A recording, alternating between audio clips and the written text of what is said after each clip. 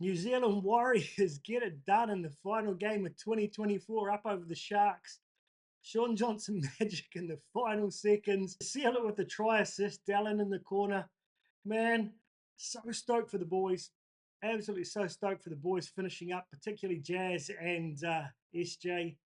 Man, but doesn't that make you wonder what could have been this year if we'd had a fully fit and charging SJ out there all season? Um, so today, oh, I've got to be honest, I haven't been back and watched the game again, but I'm just going to do this. I'm going to wing it. I want to get this out quickly while the passion's still out there for all the fans. Give you a quick review of the game, my thoughts on some of the players, a quick touch on the New South Wales Cup, but I'm not going to get into too much of a detailed season breakdown. I'm going to leave that for next week. Something to do in the final bye round of the year when Warriors fans don't have much to cheer about. So, 30 to 28.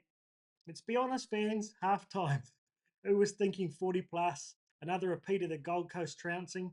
I've got to say, I honestly didn't think we'd get completely done. I sat back and I thought, a lot of similarities here to 2023 Shark Park.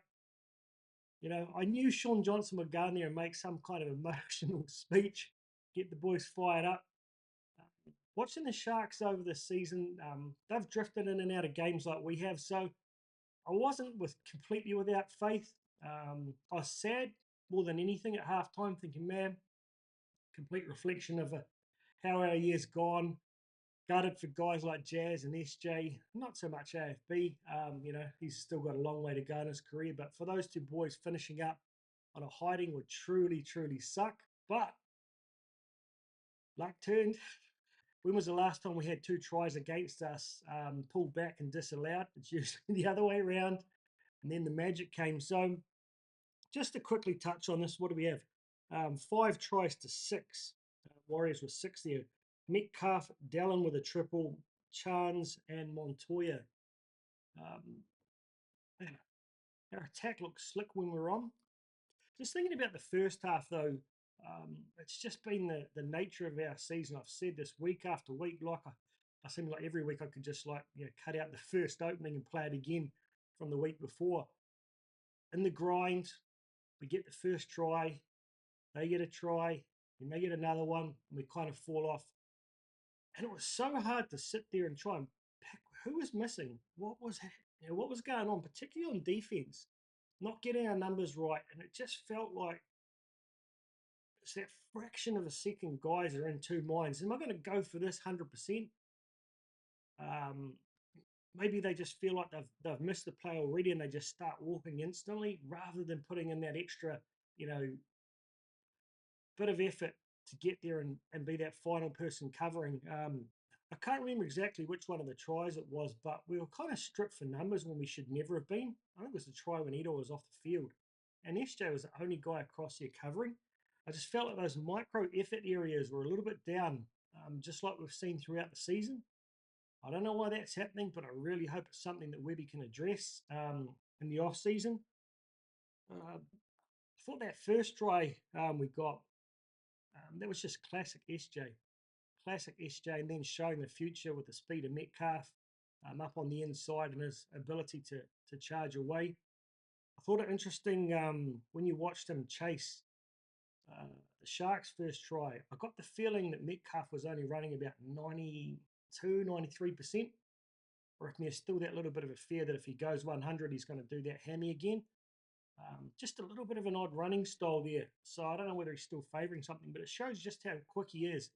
I think if he can completely let loose, going injury free over the preseason, he could be a real factor for us next year. I like the fact, I don't know what commentary they got in New Zealand, but you heard the commentators say that, you know, it's time to see Metcalf step up in a ball playing role. He's got to be the guy for next year, so let's see it tonight. And literally about 2 plays later, he was involved in the Montoya try, that brilliant long pass to put Monty away. So he's shown a lot to me that he's got a lot of class. I'm still not 100% sure about the kicking game, but hey, just quickly touch on the Sharks, I guess. Their speed and momentum through the middle was very good in that second period of the first half when we really struggled to control that. It seemed really odd that we had Egan, Lussick, and Walker out there all playing in the middle at one point. Some pretty small bodies. Sometimes I've just questioned Webby's madness at times with his interchange, and that was probably an example. But hey, we managed to get back in the grind. That young fella, Stone Street, geez, he looks like he's someone to keep an eye on for the future. Kaelito, Hazleton. Uh, they've got some seriously good players at the Sharks. But I wonder, you can see the class of Nico Hines, but in some ways I wonder if he's not a little bit of a weakness. I feel like when he's there, he tries to dominate a bit, but he just doesn't quite, I don't know, doesn't quite have that ability to deal with the big moments. Like we've seen them drop out in finals in the past. And I actually feel like sometimes they play better without him. And I felt like SJ owned him in the big moments yesterday. So I don't know.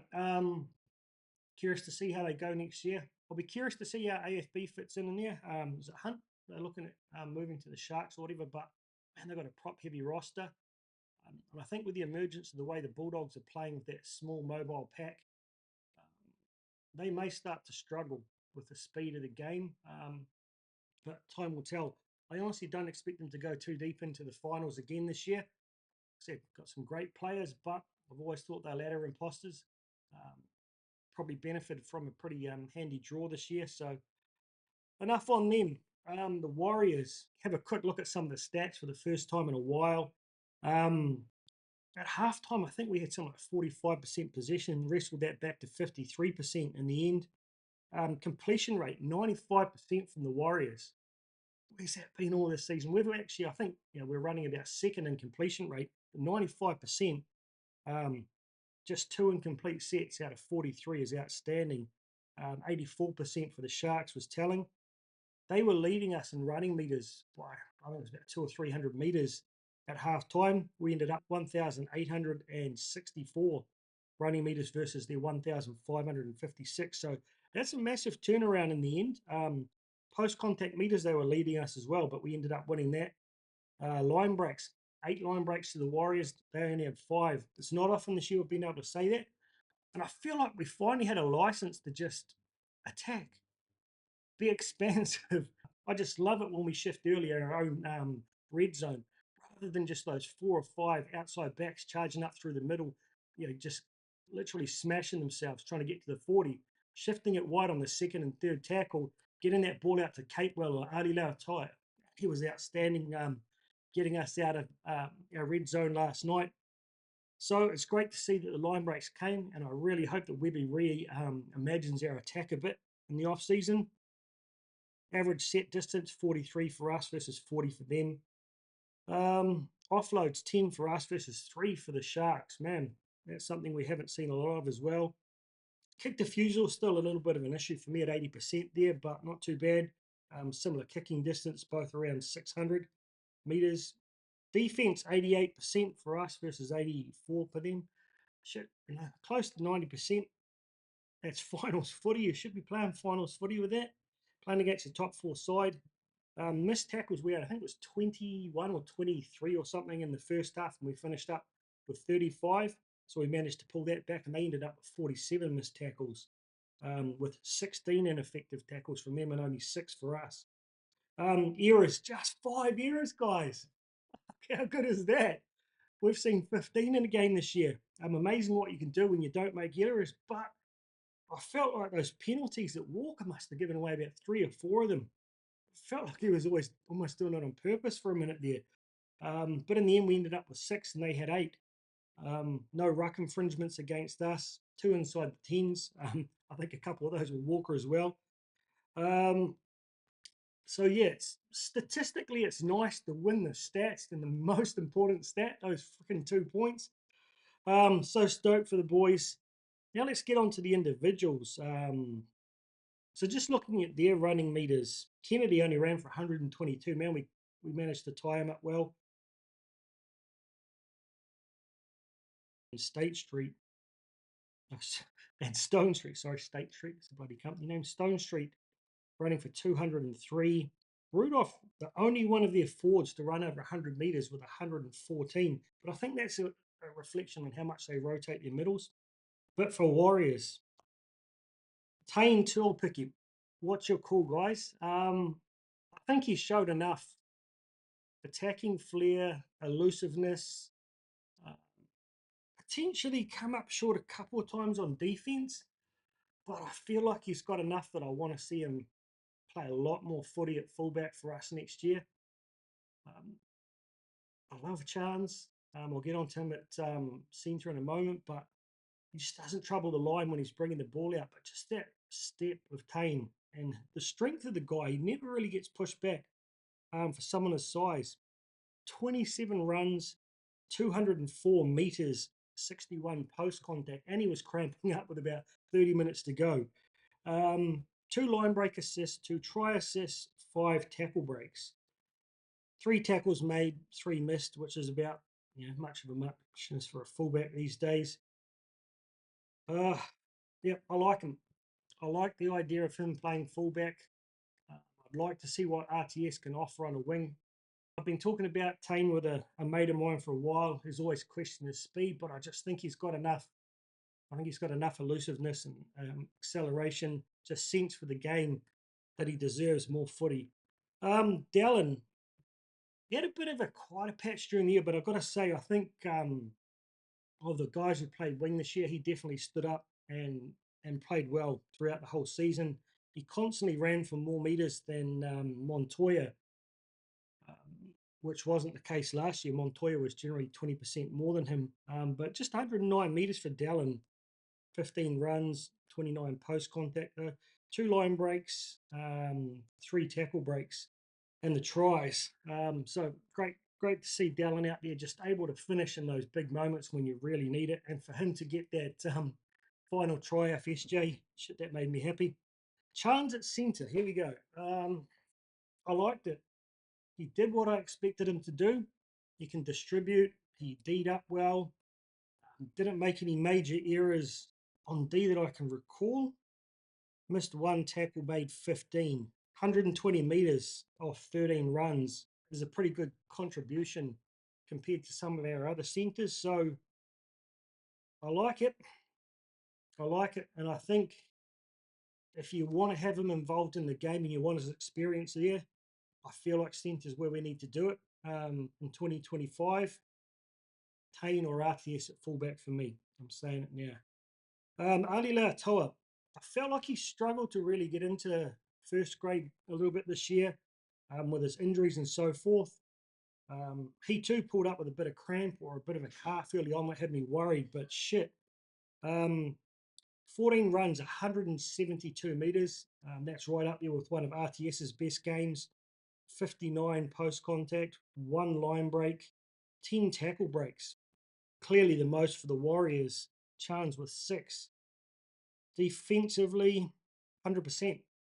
10 out of 10 tackles, which has been a little bit of a question for me with him, but just he showed that X factor. He showed that Latrell Mitchell-like X factor that I've been looking for.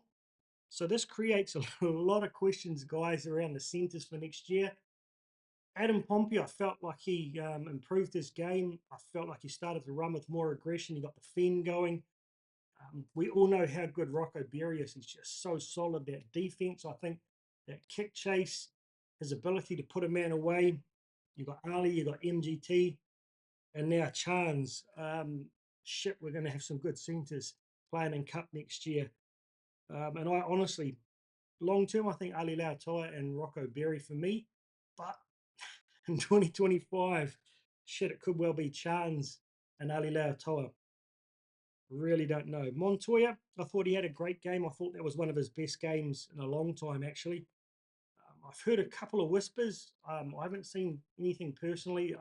Haven't heard anything personally that he may be looking for a release, or they may be looking to release him. I heard him say in an interview right back at the beginning of the year or the end of last year in a podcast where he sort of said, oh, if we have a good year this year, I'd be happy to step away and let some of these young guys have their chance. And I think he's kind of alluding to more if we win the comp. But I wonder, he seems a pretty selfless guy, that he's done pretty well for us, but realizes we've got some good young players coming through. Potentially he steps away. Who knows? I think it was SJ made a bit of a faux pas in an interview a couple of Tuesdays ago, talking about Jazz and AFB and the other guys who won't be here next year. That kind of gives me the impression he may lose a couple. But anyway, Montoya, great try from him, set up by Metcalf. Just 107 metres, 38 post contact, 1 line break, 4 tackle breaks. Again, quieter than he has been, but I just felt he was really running hard. He had a great game. But if he moves on, I like the guy, but I think there's a new generation of speedsters that I wouldn't mind seeing get a run. So we shall see there. Look, Metcalf, what do we get there? The try, 13 runs for 101 metres, 1 line break assist, 1 try assist. What did he go like in defence there? Made 20 tackles, missed 2, 1 ineffective. Really got up in the face of some of their big boys. Showed a lot for me. Kicked 3 times for 91 metres, which isn't too bad, compared to SJ kicking 16 times for 500. So it still remains to be seen how he can go if he has to take the lion's share of the kicking game. But I do like the fact that he's got the confidence. But yep, on the night, I thought he played outstandingly. And SJ, well, SJS, that was SJ from 2023, guys. Fuck. Imagine if we'd had that for 20 plus rounds this year. SJ just in that zone. He just showed how classy he is. Far out. I didn't see it myself, but a mate was telling me how he described exactly how that last set played out, how he told Walker where he wanted each person to go, who he wanted to go where, and where he wanted the ball on that last play. And just to nail it, he had 25 runs for 175 metres. That's when you know a halfback's in the zone. That's Nathan Cleary like right there. 2 line breaks, 1 line break assist, 3 try assists, 3 tackle breaks, just 9 tackles and missed 2. I felt like he was involved a little bit more than that, but yeah, congratulations to that, brother. Now the question remains, who replaces him? My initial instinct is I want to see Metcalf start at halfback. Who plays 6? I'm guessing they probably go for Tamaiti, but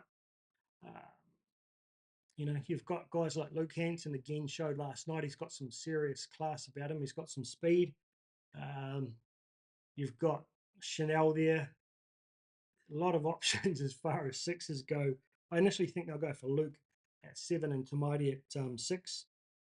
Then it just comes down to that kicking game. But as frustrating as I've found that with Tamaiti, and he's been a little bit inconsistent, I just like the fact that he just created, was it 15 try assists or something. I think we'll go okay, but yeah, still a little bit lacking in confidence around the halves next year, I've got to say. Adam Fonua Blake, final game, 22 runs, 210 meters, 101 meters post contact. So he ran more post contact than almost the entire forward pack of the Sharks. Actually ran for meters. I didn't feel like he was really in the zone. Like, I don't feel like it was one of his completely dominating games, but shit, the numbers don't lie there. How do you go for tackle breaks? There's 4 tackle breaks, 3 offloads, 25 tackles, 2 missed. So I'm glad he went out with a bit of a hiss and a roar. I'm glad he got one up over the Sharks. He'll be able to give them a bit of shit when he turns up to preseason. We'll miss him. We'll definitely miss the minutes and the meters. I think the meters are deceiving because he plays such big minutes. He gets so many meters. With a different rotation, I think we're still capable of getting those meters. We just have to do it differently. But it's his ability to play those big minutes. He can play 80 if he has to. To have that guy there really saves you probably 2 interchanges. So Webby's really going to have to rethink that. With Fish, probably only really good for 2 25-minute stints max. Generally more of 2 20-minute stint guys. So we shall see. All the best to the big fella though. Hope he enjoys the time with his mum and dad. Egan starting off the bench. Again, I don't mind that. Lussig's pretty good in the collision. I feel like he's stepped up well. He struggled a little bit, getting smashed a couple of times in the middle when he went to a running middle role. But Egan just showed his class when he came on. 4 runs for 40 metres or 38 metres. Just one tackle break, but he just felt like he got our momentum going really well. And I guess that's just the reflection of the front row starting to win the middle. SJ starting to dominate on the ball.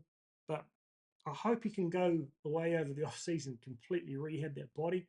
Should he look broken? I just pray his head's still all good. Way too many head knocks this year, but I thought he went well. I thought he played well last night. Mitch Barnett starting out on the edge, playing a bit in the middle, just 36 minutes. Probably a reflection on how tired he must be after a massive year. But still running for 88 metres in those 36 minutes. 39 post contact, 1 line break assist. So it's good to see him actually get a couple of good passes away there. Maratania Kore, 49 minutes. I didn't feel like he was out there as much as that. 5 runs for 38 metres, 4 tackle breaks in those 5 runs, 29 tackles, none missed, 1 ineffective. So I love the guy. I just feel like he's struggled to really break the line this year.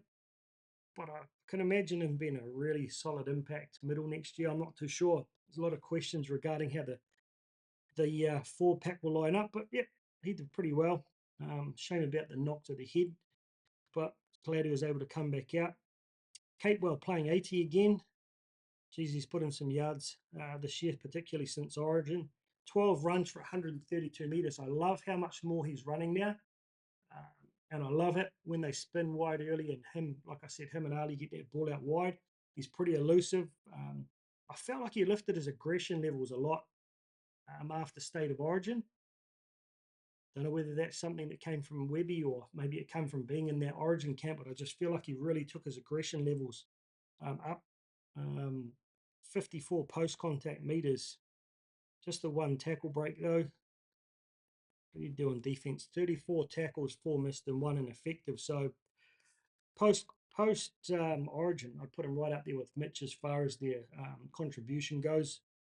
Just a shame he took that rib injury earlier on. That may have hindered his season, but good effort from him. Walker, what did he play?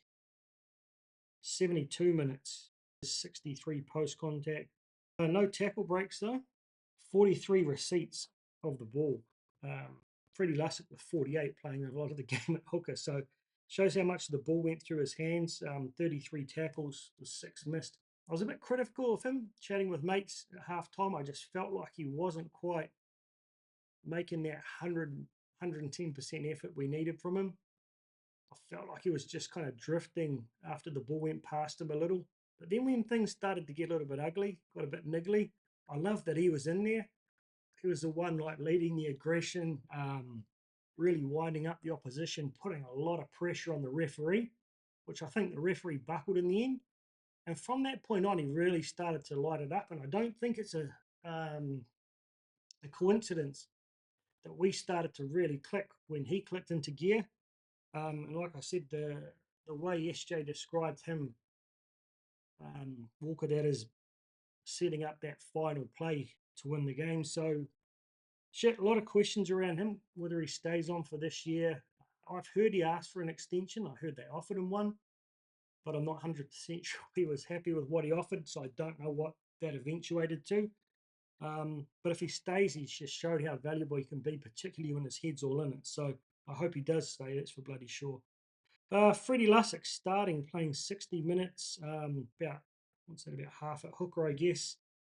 4 runs for 20 metres, 5 post contact, 2 tackle breaks, 33 tackles, 5 missed. I feel like he's really progressed. I feel like he played well. Not 100% sure he's suited to that running role. I don't know why we went for that. When we had Tom Ale, Jazz, and Dimitrik on the bench, maybe some guys were a little bit crook or something. I'm not 100% sure, but he certainly held his own. Tom Ale just 20 minutes or 23 minutes. I suppose that's about what you want off the bench, but it just seems like we always wait for such a long time to bring him on. I don't feel like he had the most impact he's had so far this season, but he was solid. 9 runs for 79 metres, 35 post contact. What is D like? Just the 4 tackles, 100%. Yeah, I feel like we need a little bit more from him in 2025.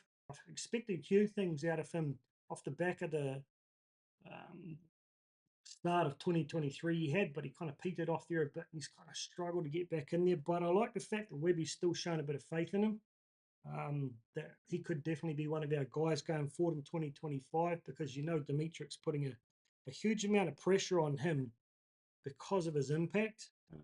I think he can do all the fundamentals that Tom O'Leary does, but just brings that dynamic on attack that we don't see from our other middles, particularly now AFB's gone. So, but yeah, not bad. Jazz, 36-minute stint there starting, 13 runs for 82 metres, 37 post contact. Should he take some hard runs, that boy? 1 tackle break. Defense, 22 tackles and just the 1 miss. And it's his scrambling we're really going to miss next year. That can't remember who came out of dummy half there that looked like everything but a try. They got a try off the next play, but his ability to get off the ground, pull that guy back, and just you see him a couple of times. He almost missed the tackle when he just literally dives, catches an ankle. The effort areas, understated. So I think we're really going to miss his energy and just on the field, but as part of that culture and that team next year. I've heard nothing from him, but still rumours about him potentially going to Manly. And as much as I hate DCE, I'd love him to go to a club that he can be competitive at. I'll immediately start to follow whoever they are with a little bit more interest, that's for sure. I don't think he'll be one of those players that you lose interest in after they go. Always been one of my favourite players when he's been out there. So I guess AFB's one I'll keep an eye on, but I'm not going to start watching the Sharks just because he's there. But no matter where Jazz ends up, I'll definitely be watching them a lot more than I have in the past. So best of luck to him. Then we've got Dimitri Sifakula just playing the 11 minutes. I felt like he played a little bit more, just 1 run for 6 metres, 3 post contact, 9 tackles and 3 missed. Probably not his most impactful game. Reminds me a couple of Lecker's games, sort of in the last couple of games he was out, they just struggled to get involved a little bit. I like the fact he wasn't intimidated by the big Sharks pack. So I like the fact that he got right up in the face and was happy to be the first shoulder into the prop, taking the kickoff first hit-ups for the Sharks. I just have a huge amount of expectation. I feel like his fitness is probably not quite first grade standard, but coming off a year with an ACL, not getting a preseason in, what are they, about 5 or 6 games of cup, I would imagine he'll come back looking a little bit leaner and just a lot more mobile in 2025, and look for him to just play that impact role, edge, middle, maybe even 13 at times in 2025. I think he's going to have a massive year. Overall, I thought individually we all stood up, but just as a team, that little bit lack of cohesion, a little bit lack of effort at the wrong times really put us in a tough position there. But we came back, we beat a top 4 team, showed what we're capable of in 2025. So I'm still excited, but I've got to be honest, I'd love to see us make 1 or 2 signings. And I don't even know what position right now because I think we've got the middle kind of covered. But if we've got a decent prop, I wouldn't be upset if we signed a halfback, a real good, sort of, maybe not, we're not talking top 5 halfback, but a halfback with a real good kicking game as a backup. I wouldn't be upset, but I don't know, do we? I want to just quickly touch on the cup game as well yesterday. Disappointing in that we just kicked off that game with 2 tries up really quickly. Then we just let them back in the game with some stupid errors, some poor defensive reads, but to get back and create some amazing tries shows how much we've got there. And I think what excites me about that is to see the attacking ability and the individual X factor of some of those guys in the cup. I thought Geronimo Doyle came on and had an outstanding game, but he's an older player. I don't think we'll see too much more from him other than cup. Ed Cossey had a good game, scored a couple of good tries. I thought Luke Hansen, as I said, had a really good game. Interesting to see Paul Roach play halfback again. he's got a pretty bloody good kicking game. He got a couple of good try assists from kicks to Ed Cossey. Interesting backup to have there. I just still don't know his contractual status for next year. MGT played pretty solidly. Setu played solidly. In the forwards, I felt like we got smashed in the middle a few times, but shit, Lecker, boy, for a guy his size, some of the meters he were able to gain post contact with 3 or 4 guys on him. Expect to see him and Dimitrik as the next gen guys who play the biggest minutes next year.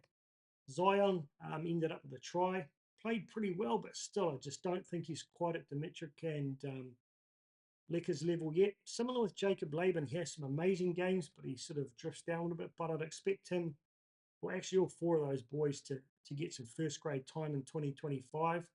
But of them, Dimitrik, I think, will be in the starting 17 from the beginning of the year. Lecker potentially, we shall have to see. But all in all, guys, a bit of a longer review than I have done recently, but I think that's a lot easier to do off the back of a performance like that and a win. It lets me go into the off season a little bit more content.